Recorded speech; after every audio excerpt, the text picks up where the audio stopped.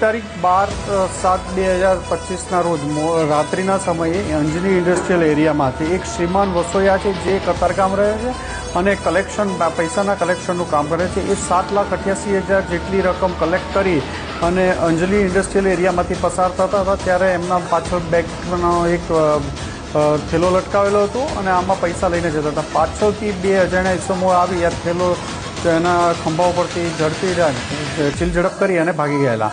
શ્રીમાન વસોયાએ એની પાછળ એનો પીછો કરતો રહ્યા સતત અને આગળ જતાં એમને બંને પાછા સામસામા ભેગા થઈ ગયા.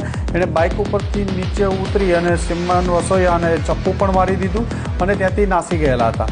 આ બાબતે ચપ્પુ મારી અને ગંભીર બનાવ બનેલો. ક્રાઇમ બ્રાન્ચની અલગ અલગ ટીમો લાગેલી હતી જેમાં પીઆઈ કિરણ મોદી સાહેબ અને પીઆઈ આરઆઈ જાડેજા સાહેબની ટીમને બાતમી મળી હતી અને આ બાતમી આધારે પીએસઆઈ વિશાલ અને પીએસઆઈ ભાટી આ બંને આણંદ તારાપુર ખાતે જઈ અને સેમ ડે પોલીસને બાતમી મળી હતી કે આમાં આ માણસો સંડોવાયેલા છે.